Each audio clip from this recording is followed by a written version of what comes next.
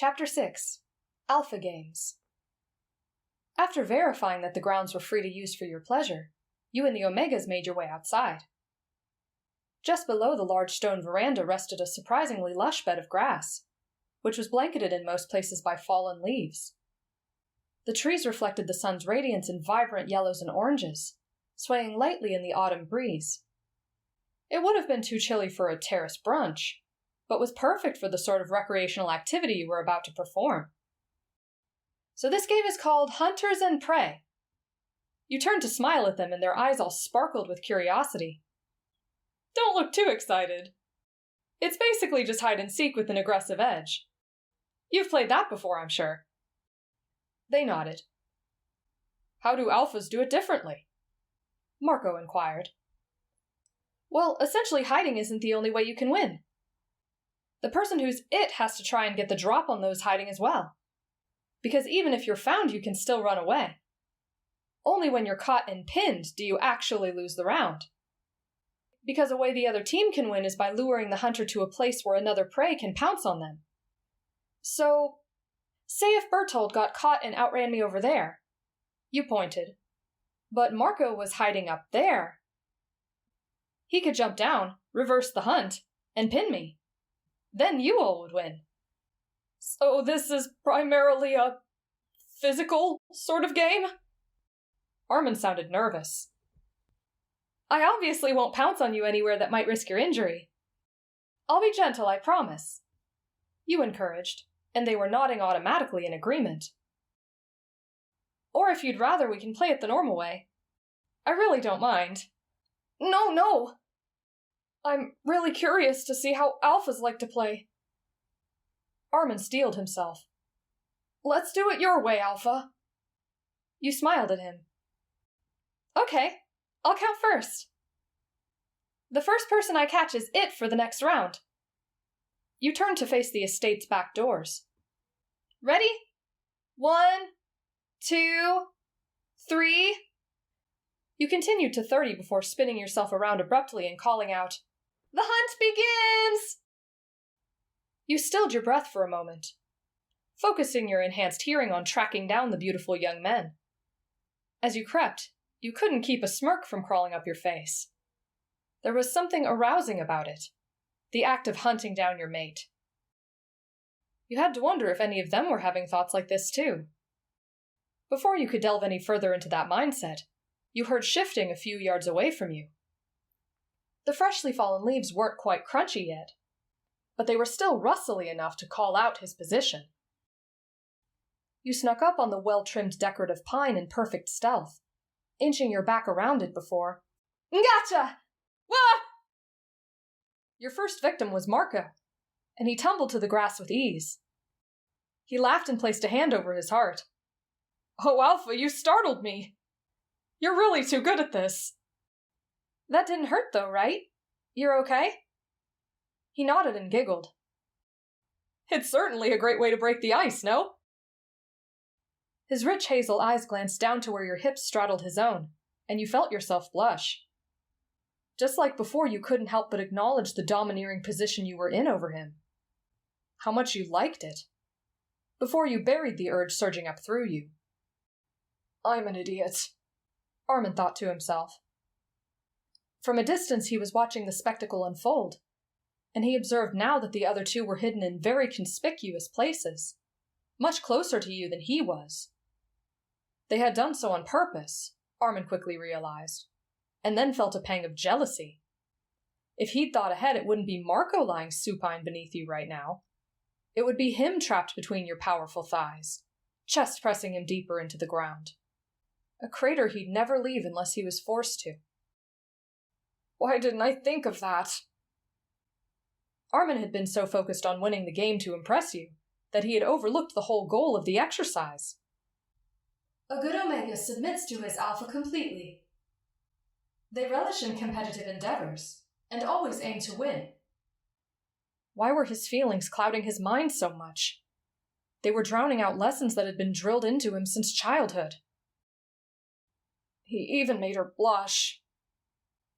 He could see it bright and clear from his position, and he frowned, feeling upset. I wonder what he said to her. Unfortunately, there was nothing he could do now except wait to be found. Bertolt was playfully pounced on next, mere moments later. He heard his little yelp. Once the two gracefully conceded their defeat, they sat on the stone steps and watched you enter the wooded area in search of Armin. As you approached, he had the mind to give himself away. But for some reason, he resisted, wanting to see what you would do with the challenge. A large bush or two you leapt around, attempting to spring in on him by surprise. Aha! Where on earth? He heard you mumble when your view caught the edge of the tree line, overlooking the modest glassy lake. It was then Armin watched you close your eyes and sniff the air, and a weird sort of satisfaction came over him. You had to scent him to track him down. You followed your nose back towards the veranda, and paused until the air stilled so you could sniff again. This time the scent was potent, causing you to look up. There he was, quietly perched on a thick branch above, blonde hair perfectly blending with the yellow of the sugar maple. A little angel lives up in the sky. You smiled up at him, impressed by his dedication to the game. Do you need help getting down? You offered a hand directly below his reach, and he hesitated. I don't think so.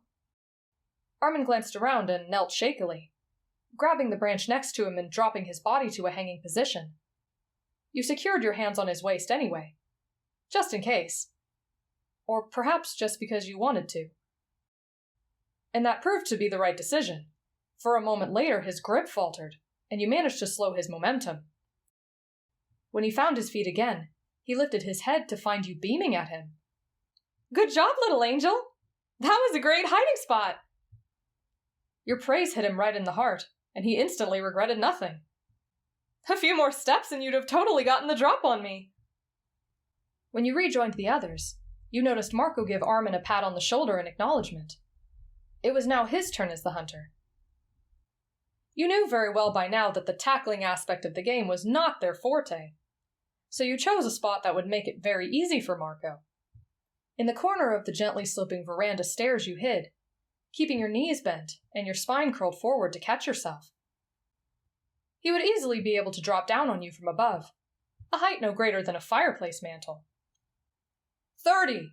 Ready or not, the hunt begins! The freckled Omega hollered out, and you grinned. Not far away you watched Armin hunker down behind a massively oversized flower pot, in a space only small enough for someone his size. A moment or two passed before you heard approaching footsteps. He'd find you for sure. His palms made a light plap on the pale amber flagstone railing, and he leaned over where he could see your face. Found you, Alpha! You pursed your lips. You're supposed to pounce on me. I don't know how to pounce, he said simply, and you blinked at him. Why hadn't you considered that earlier, you asked yourself. And what's more, why didn't any of them think to ask you? Will you teach me, Alpha? Sure. It's, kinda like a violent hug at high speeds. But when you reach the person, you placed both palms on either side of his collarbone. Use your hands to pin their shoulders rather than wrapping around them. You turned your back towards the open grass, guiding his body to square off with you as you did so. Why don't you try? The docile young man knit his thin eyebrows and gnawed his lip in focus, before resting his hands on the inner part of your shoulders. That's right, you encouraged the hesitant Omega. Now push me down. I can take it, I promise, you added when he appeared unsure. As soon as Marco added light pressure to his hands, you allowed yourself to flop backwards like a rag doll. He took his hands off you before you even reached the ground, surely out of concern. Not bad, you giggled. You can be more aggressive if you want. Aggressive, huh? A short distance away, Armin was formulating a new plan. He would show you exactly how well he could follow your direction. This time when you were it again, he allowed himself to be caught first with an inconveniently timed sneeze. He had known you were nearby, but somehow the swift nature of your pounce still startled him, Now pinned beneath you, he felt paralyzed. And somehow the falling sensation didn't stop even after he was on the ground. Armin wanted to say something cute or cheeky like Marco had, to prolong the moment beneath your warmth. But he was struck dumb, locked in your stare. His features really were striking, weren't they? Those big doe eyes and soft shining hair. Hues of sapphire and gold they were. Glittering jewels of nature. And this Omega wore them like royalty. His warm pink cheeks were round and full of vitality. So soft. So cute. His velvety aura elicited a gentle playfulness in you. And as if being guided by a dormant spirit within, you leaned in close, hovering an inch above his nose. Huh. Armin's breath hitched in surprise. He remained perfectly still, despite all his instincts screaming at him to close the distance between you, and silently watched your eyes trace his face up close. At last your lips curled into a crooked smirk, before parting to speak. Voice low and sensuous. You look good from this angle, Omega. With that, Armin's already crumbling composure scattered into a frenzy. Too seductive! Your choice to forego the nickname and call out his submissive title only served to fluster him further than your proximity already had. Even your scent had changed slightly by this point, drawing him in like a siren. How he even managed to pick up on that was some great mystery, for his breathing had surely ceased the instant he felt your chest press against his own. For a brief second he thought he saw a flicker of gold in your eyes, that coveted possessiveness he'd always longed to see. But it was probably just a trick of the bright sun. Does she think I look good underneath her? That's a good thing, isn't it? Or does she just mean Omegas look best in a submissive position? Armin wasn't quite sure, but your countenance radiated satisfaction. So it must have been a compliment, right? His heart was pounding with nervous delight, so at the very least his body seemed to be taking it that way. Did she say the same thing to Marco? He wondered. Probably not. Though Armin had been watching from far away, he was sure he would have noticed you getting this intimate with him. A giddy feeling swelled in his stomach and rose to his throat. It was a tremendous honor to have an alpha initiating such closeness with him. It made him feel favored, special. Two emotions he couldn't recall the last time he'd experienced. It was now, however, that he regrettably took notice that he hadn't been paying attention to the kind of expression he was making. His chin was tilting upwards ever so slightly, in an invitation for you to take things further if you wanted. And shit! He had definitely just wet his lips expectantly without thinking. Oh God, what would you think of him? But to his surprise, you didn't seem put off by his action. You simply gazed into his half-lidded eyes like you were searching for something. And the next thing he knew, you were off of him. He sat up to catch his breath that had flown away in a fluttering rush, and he was certain that the physical exertion of the game had nothing to do with it. How many beats had his heart skipped in that moment? It was a minimum of 3, no doubt. He swallowed in an attempt to regain his mental equilibrium, wishing the chill on the breeze would cool his burning cheeks faster. He was sure you noticed his befuddlement. You were staring at him, after all. Oh, he should probably look up from the ground. What if you needed something from him? He didn't want to come off as rude. Finally, he regained the courage to meet your gaze, and you blinded him with a smile brighter than the sun itself. This alpha will be the death of me.